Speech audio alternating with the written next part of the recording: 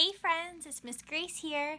I am super excited to be sharing this book with you today. It's called Sylvias Spinach. It's all about how a little gardener, Sylvia, grew to love spinach because she was able to grow it herself. Let's jump into it. Sylvias Spinach, written by Katherine Pryor and illustrated by Anna Raff. An illustrator means that she drew all the pictures. Sylvia Spivens always said no to spinach.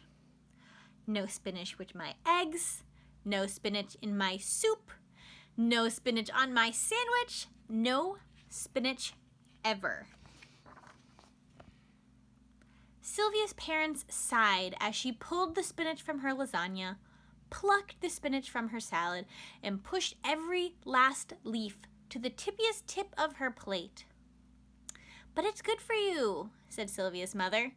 "You need your growing food," said Sylvia's father. "No, thank you," said Sylvia. At least she's using her manners. On a drizzly gray day in March, Sylvia's teacher had an announcement. "Class, we are going to start a garden. We will grow peas, little pea seed. We will grow lettuce, some lettuce seeds. We will grow potatoes and tomatoes and squash.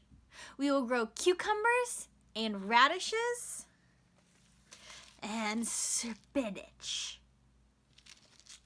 "Bleh," said Sylvia. The teacher handed each student a packet of seeds. And wouldn't you know it, Sylvia got the spinach. "Double bleh," says Sylvia. Let's look at how Sylvia is feeling compared to how the rest of the students look like they're feeling. How does it look like everyone else is feeling? Yeah, I see a lot of smiles, a lot of very expressive faces.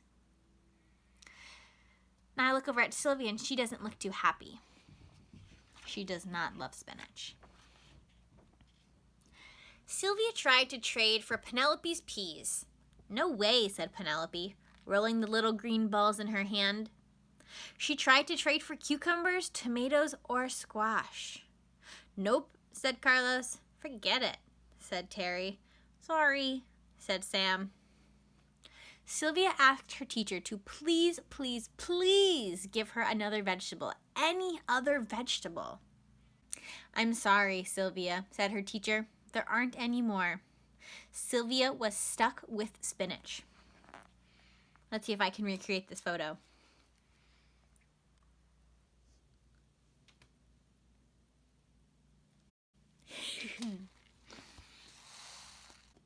Sylvia tore open the packet and looked at the little brown seeds in her hand.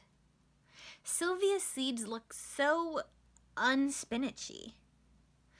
Sylvia followed her teacher's instructions and covered each seed with a thin layer of dirt.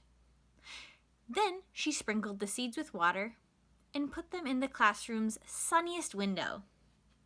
"Now what?" said Sylvia. "Now we wait," said the teacher. Days passed, and the dirt still looked like, well, dirt. The peas were the first to sprout, shooting out of the dirt like tiny beanstalks, just like our Jack and the Beanstalk story. Sylvia's dirt still looked like dirt. The cucumbers and squash sprouted next, sending 2 round leaves out with each seed. Sylvia's dirt still looked like dirt. One by one, all of the others' seeds sprouted. "Stupid spinach," muttered Sylvia. It's not a very nice thing to say to your spinach. On the first sunny day in April, Sylvia's spinach sprouted, sending 2 long shoots poking out in the dirt. So when they planted these seeds, it was March, and now it's a whole new month. Now it's April in this book, so it took a while for her spinach to grow.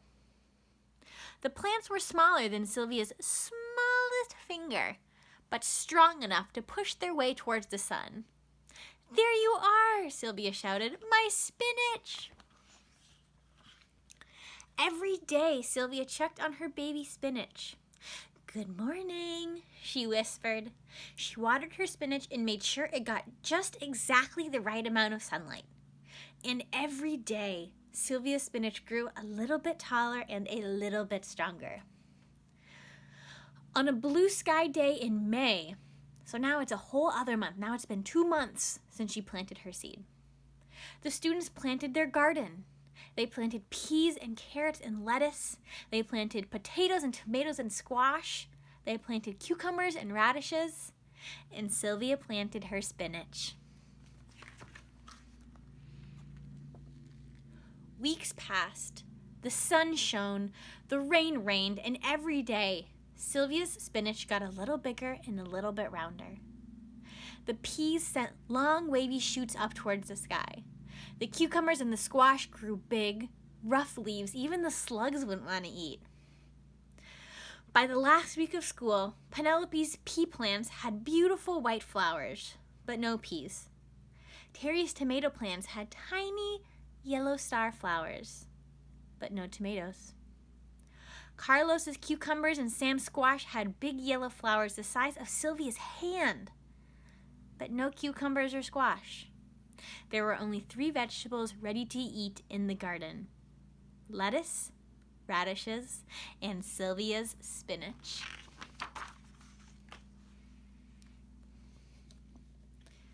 "Class, the best part about having a garden is eating what we've grown," said Sylvia's teacher. So the class nibbled on fresh lettuce. They bit into fat, big radishes, and everyone munched on bright green spinach leaves. Well, everyone except for Sylvia. Sylvia sniffed the spinach, and it didn't smell that bad. Then Sylvia stuck her tongue out, licked. It didn't taste bad. Finally, Sylvia opened her mouth and bit into that spinach leaf. Crunch! "Not bad," said a very surprised Sylvia. "Look, I see that little smile on her face." As other students picked a little bit of this and a little bit of that to take home for their families, Sylvia picked bunches and bunches of spinach. What are some other things we see growing here? I see some peas, some squash, tomatoes, some lettuce, some radishes, and of course, Sylvia's spinach. After school, Sylvia raced home to deliver her spinach. "Mom, Dad, look," Sylvia called. "Look at my spinach." "It's beautiful," said her mother. "It looks scrumptious," said her father. "But Sylvia, what will we do with it?" asked her mother. "You don't like spinach." "I tried it, Mom," said Sylvia. "It's good. We can do anything we want with it." How do you think Sylvia is feeling right now about giving her family the spinach that she spent so long to grow? Well, she looks pretty happy, and I bet that she's pretty proud too.